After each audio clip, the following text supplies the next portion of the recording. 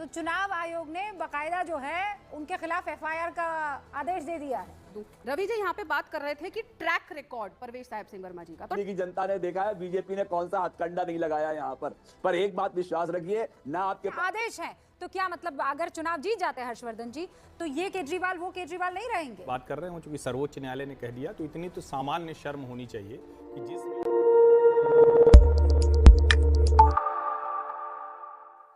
हाय दोस्तों, कैसे हो आप सब लोग? बढ़िया ही होंगे। आप सभी का फिर से स्वागत है हमारे इस नए डिबेट शो में। आज की डिबेट शो बहुत ही मज़ेदार होने वाली है, तो वीडियो में अंत तक बने रहना। देखते हैं क्या कुछ होने वाला है आज के इस डिबेट शो में। वीडियो शुरू करने से पहले अगर आप भी हमारे इस चैनल पर नए हो तो चैनल को सब्सक्राइब और वीडियो को लाइक करना ना भूल जाएं, क्योंकि आप ही के लिए हम इस चैनल पर ऐसे ही डिबेट शो लाते रहेंगे। तो देखते हैं क्या होता है आज के इस डिबेट शो में।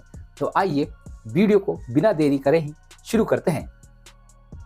क्लिक कर सकते हैं और जो खास मेहमान हमारे साथ जुड़ चुके हैं आपसे तारुफ करवा देती हूँ। और ये मुस्कुराते हुए रवि जी आपको दिखाई दे रहे हैं आम आदमी पार्टी का पक्ष रखने के लिए। बिल्कुल बगल में अजीज खान साहब है जिन्होंने चुन लिया है कि साथ ही मेरा झाड़ू होगा। आम आदमी पार्टी बाद में देखेंगे कांग्रेस का साथ के हाथ रखना है कि नहीं रखना है। और बिल्कुल उनके बगल में इस वक्त आपको राजस्थान से ही ताल्लुक रखने वाले हमारे वरुण जी दिखाई दे रहे हैं। वरुण पुरोहित जी, आपका बहुत बहुत स्वागत है। उनके ठीक बगल में आपको हर्षवर्धन जी दिखाई दे रहे हैं, सीनियर जर्नलिस्ट है। और उनके ठीक बगल में, यानी मेरे भी बगल में और हर्षवर्धन जी के भी बगल में, राधिका खेड़ा जी दिखाई दे रही है। बिल्कुल आप सभी का बहुत बहुत स्वागत है। और राधिका खेड़ा तो खुद दिल्ली से ताल्लुक भी रखती है। इनफैक्ट जो राजनीति है छत्तीसगढ़ में बड़ी करती रही है, लेकिन यहाँ भी उनका दिल समाया हुआ है। आप सभी का बहुत बहुत स्वागत है। रवि जी, शुरुआत आपसे। क्या आप एक मतलब कहाँ घोड़ी लिए घूम रहे हैं सर?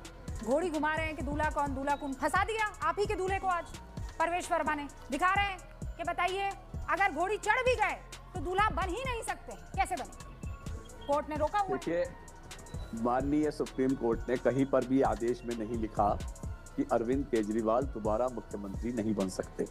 पहली बात तो ये प्रमाइस आप क्लियर कर लीजिए। हाँ, ऑफिस नहीं जाएंगे, फाइल पे साइन तभी करेंगे अगर एलजी के पास जानी है। तो इन सब चीज़ों का कोई फर्क नहीं पड़ता। और अरविंद केजरीवाल को दिल्ली की जनता प्यार करती है, आज से नहीं पिछले 11 साल से करती है। और उनके ऊपर विश्वास करती है, क्योंकि उन्होंने जो कहा वो किया। ठीक है, सब कुछ तो हर कोई नहीं कर पाता, सब कुछ तो प्रधानमंत्री भी नहीं कर पाए, मगर जो उनके बस में था वो उन्होंने सब कुछ किया। तो इसलिए, और प्रवेश वर्मा जी का जो रिकॉर्ड है वो बड़ा खराब है। अभी पीछे वो पैसे बांटते हुए पकड़े गए, उनकी एफआईआर भी हो चुकी है। तो उनका कल नामांकन में जूते बांट रहे थे तो चुनाव आयोग ने बकायदा जो है उनके खिलाफ एफआईआर का आदेश दे दिया है। हाँ, तो ये चीज जो है वो उनको अरविंद केजरीवाल के खिलाफ खड़ा होने में कोई मदद नहीं करेगी, क्योंकि उनका रिकॉर्ड बहुत खराब है। उनको मालूम है वो कैसे हम जब ये बातचीत कर रहे थे, आपको याद होगा ना, जब वो पहले खड़े होकर के वो मंच पे थे। देखिए, सतीश के सिंह साहब भी मुझे स्क्रीन पर नजर आए। सतीश जी, एक तो ऐसा है, आप यहाँ स्टूडियो में ही बहुत अच्छे लगते हैं। आप घर से डिबेट कम किया कीजिए। आप यहाँ मेरी इल्तिजा है कि स्टूडियो आ जाए, मतलब 4 चांद लग जाते हैं स्टूडियो में। इतना मैं आपको बता देती हूँ। अब मैं शुरू कर रही हूँ डिबेट। लेकिन राधिका खेड़ा जी, एक के बाद एक प्रेस कॉन्फ्रेंस, क्या वजह है? आप लोग नर्वस हैं क्या? हर रोज एक प्रेस कॉन्फ्रेंस बड़े बड़े नेता की तरफ से हो रही है, नर्वसिया गए हैं? जी, नर्वस तो वो होते हैं जो झूठ बोलते हैं। और देश की जनता के सामने आपकी मीडिया के थ्रू बात पहुंचाने से ज़्यादा अच्छी बात क्या हो सकती है? फिर ये बार बार कहते हैं हम प्रेस कॉन्फ्रेंस नहीं करते। अब मीडिया से हम बात करते हैं और खुद बात रखते हैं तो जनता तक पहुंचती है। आपके चैनल पे जैसे प्रेस कॉन्फ्रेंस कवर होती है, कितनी स्पीड से पहुंचेगी? जब रूबिका जी आप पढ़ के बताती है, क्या रीच भी होगी और देश की जनता को उस पर विश्वास भी होगा। तो इसलिए बहुत जरूरी है। और जो होता है ना, कभी कभी राधिका जी रोज मुद्दे बदल रहे हैं, पर रोज ये मुद्दा दे रहे हैं। एक दिन सुधांशु त्रिवेदी आते हैं और कहते हैं वो हॉक्स कॉल करने वाले जो पकड़े गए हैं उनके माँ बाप जिस एनजीओ में, उस एनजीओ का नाता आम आदमी पार्टी से, आम आदमी पार्टी बताए कि वो क्या चाहती है। फिर आप कहते हैं कि बताइए आपका चेहरा कौन, फिर आप कहते हैं कैग रिपोर्ट, फिर आप कहते हैं शराब नीति। मतलब मुद्दा क्या है? एक स्ट्रॉन्ग मुद्दा होता है ना जिसको पकड़ के अब खड़े हो जाए क्या अब इस वाले पर तो आप तुमको हरा कर रहे हैं। देखिए, केजरीवाल जी ने और उनकी पार्टी ने इतने झूठ के जाल बुने हुए हैं, इतने झूठ के जाल बुने हुए हैं कि मुद्दे ही नहीं खत्म हो रहे। कोई काम के ऊपर तो चर्चा हो ही नहीं पा रही, इनके कामों की क्या क्या कमी है, क्योंकि इतना भ्रष्टाचार, इतना ड्रामा, इतनी गलत नीतियां। हाँ। अब देखिए, पहली शुरुआत जो हुई कि दूल्हा ये पता नहीं कौन से दूल्हे के बारे में बात कर रहे हैं जो एलिजिबल ही नहीं है। और अगर वो दूल्हा एलिजिबल था तो उस दूल्हे ने इस्तीफा क्यों दिया? पिछली शादी क्यों तोड़ी? क्यों डिवोर्स लेके भाग गए, क्यों आतिशी जी को वहां पे मुख्यमंत्री बना दिया? अगर वो एलिजिबल थे तो बने रहते मुख्यमंत्री। अच्छा, एक और मजेदार बात होती है, आप इनसे जब पूछते हैं ना कि आपने महिलाओं को 1000 रुपए क्यों नहीं दिए, आपने कूड़ा साफ क्यों नहीं किया, वो कूड़े का पहाड़ क्यों नहीं हटाया, आपने पोल्यूशन पे काम क्यों नहीं किया, आपने यमुना क्यों नहीं साफ करी, तो केजरीवाल साहब कह देते हैं और इनके प्रवक्ता कि जी ये तो जेल में थे ना, आपने काम नहीं करने दिया। और फिर इनके प्रवक्ता आके टेलीविजन डिबेट पे कहेंगे कि जी जेल में से तो सरकार चल रही थी। ये खुद इतने कंफ्यूज है कि ये सरकार चला रहे थे या नहीं। लेकिन एक इस चीज में बात तो सामने आ गई कि जो महिला सशक्तिकरण और महिला के सम्मान के ऊपर तिरंगा हाथ में लेके राजनीति अपनी शुरू करे थे, आज उन्होंने दिल्ली की महिला मुख्यमंत्री की लगातार बेइज्जती करते जा रहे हैं और उनको अपना चेहरा नहीं बना रहे। कभी उनको खड़ाऊ मुख्यमंत्री बोल देते हैं, कभी कह देते हैं वो तो हट। और केजरीवाल साहब आपने सुना ना हर्षवर्धन जी, अभी खुद रवि जी ये कह रहे हैं कि कहाँ लिखा है, ये जो पन्ने रूबिका लियाकत लहरा रही है, इन पन्नों में कहाँ लिखा है कि अगली बार जो है, ओके 10 सेकंड एक ऐड कर दूं। रवि जी यहाँ पे बात कर रहे थे कि ट्रैक रिकॉर्ड परवेश साहब सिंह वर्मा जी का, तो ट्रैक रिकॉर्ड पे बात कर लेते हैं। हाँ। पिछला लोकसभा चुनाव जो वो जीते थे, वो देश में ट्रैक रिकॉर्ड ऐसा था कि रिकॉर्ड बनाया गया था, सबसे अधिक वोटों से देश में जीते थे। तो ये ट्रैक रिकॉर्ड है और बौखलाहट आम आदमी पार्टी और केजरीवाल साहब की यही है कि उनकी लड़ाई उस व्यक्ति से है जिसने लोकसभा चुनाव में अपने पिछले चुनाव में ऐसा रिकॉर्ड बनाया था। तो फिर पैसे क्यों बांटने पड़ रहे हैं मैडम? क्यों घर पे बुला बुला के आप पैसे बांट रहे हैं महिलाओं को? क्यों आपको जूते बांटने पड़ रहे हैं नामांकन करते वक्त? जल्दी से क्विकली ये बता दीजिए अगर ऐसा है तो। देखिए, अगर हम कुछ गलत कर रहे हैं तो हम पे कार्रवाई करी जाएगी और इलेक्शन कमीशन हमें चुनाव नहीं लड़ने देगा। ना एफआईआर के लिए मांग कर तो लिया, उसके बाद जांच होगी। एफआईआर का मतलब ये थोड़ी होता है कि कुछ गड़बड़ हो जाएगी। वरुण जी आपके पास आऊं उससे पहले हर्षवर्धन जी का मतलब ये नहीं कह सकते कि ईसी निष्पक्ष नहीं है। हाँ, ये बात तो है रवि जी। अब कैसे कोसेंगे पूरी डिबेट में? अब ये नहीं कह सकते कि इसी काम नहीं कर रही है। अरे वो तो कॉस्मेटिक है दिखाने के लिए, वो मतलब बट गए और क्या क्या नहीं हो गया यहाँ पर। आपने सब देखा है, दिल्ली की जनता ने देखा है, बीजेपी ने कौन सा हथकंडा नहीं लगाया यहाँ पर एक बात विश्वास रखिए, ना आपके पास दूल्हा है, ना आपके पास में मुद्दा है, ना आपके पास में विजन है। आपके पास एक ही काम है कि रोज मुद्दा बदलिए। दूल्हे को ढूंढ रहे हैं, आपके बगल में वो दूल्हा है, लेकिन क्या सेहरा उस दूल्हे के सर पर होगा, बड़ा सवाल है। और इसलिए नहीं क्योंकि कोर्ट के आदेश हैं। तो क्या मतलब अगर चुनाव जीत जाते हैं हर्षवर्धन जी, तो ये केजरीवाल वो केजरीवाल नहीं रहेंगे, अंजू बन जाएगी संजू।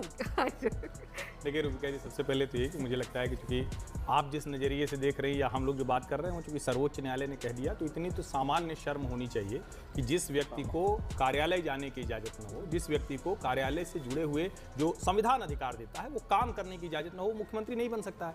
अब क्या सर्वोच्च न्यायालय के लिए अरविंद केजरीवाल महत्वपूर्ण है? क्या नहीं है। जो मामला आया वो महत्वपूर्ण है और उस मामले में जो व्यक्ति गंभीर रूप से आरोपी है उस पर सर्वोच्च न्यायालय ने कहा कि भाई तुम मुख्यमंत्री की कुर्सी पर हो, तुम्हें जमानत मिल रही है, लेकिन न तो तुम कार्यालय जा सकते हो, न कोई कार्यालयीन काम कर सकते हो। अब इससे आगे की बात, ये नैतिकता होती है। लेकिन क्या राजनीति में या विशेष करके केजरीवाल जी में कोई नैतिकता बची है?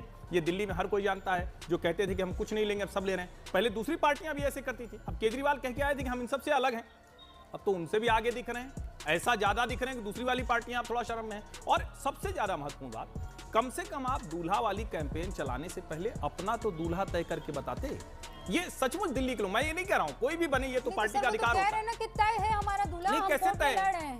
आप कैसे तय कर सकते? आप बता दीजिए ना, आप कहिए कि अरविंद केजरीवाल ही मुख्यमंत्री होंगे, ठीक है, ये चाहे जो हो, सर्वोच्च न्यायालय कुछ भी कहे, हम संविधान, सर्वोच्च न्यायालय वो सब हम देख लेंगे, ये कह सकते हैं, इसमें कोई दिक्कत नहीं। बहुत होगा तो ये भी आरोप लगा देंगे कि भाई सर्वोच्च न्यायालय भी भारतीय जनता पार्टी के उससे मैनेज हो जाता है। वो तो राहुल गांधी ने कल कह ही दिया है ना कि इंडियन स्टेट के खिलाफ। मैं वही कह रहा हूं कि वहां तक चले गए तो फिर बचा क्या? तो फिर आप भी अभी लड़ रहे हैं, कोई बात नहीं, बाद में कह देना भाई भाई हैं, लड़ लेते हैं। नहीं बिल्कुल नहीं, मैं तो सामान्य शर्म की बात कर रहा हूँ। सामान्य शर्म तो उस सरकार को आनी चाहिए जो सुप्रीम कोर्ट के आदेश के बावजूद संसद में जाकर के सरकार की सारी शक्तियों को छीन लेती है। शर्म तो उस पार्टी को आनी चाहिए, सामान्य शर्म नहीं है, वो तो रॉन्ग इंटरप्रिटेशन, विशेष शर्म है बिल्कुल, कि जिन्होंने पूरी सरकार को पंगु बना दिया, सरकार को एक पैसे का काम करने से मजबूर कर दिया, एक एक फाइल रोक करके रख दी, एक एक चीज पर एफआईआर कर दी, जिनका आज तक कोई नतीजा नहीं निकला। आपने 12 सितंबर को केजरीवाल साहब को, केजरीवाल जी को बेल मिली थी, 4 महीने हो गए,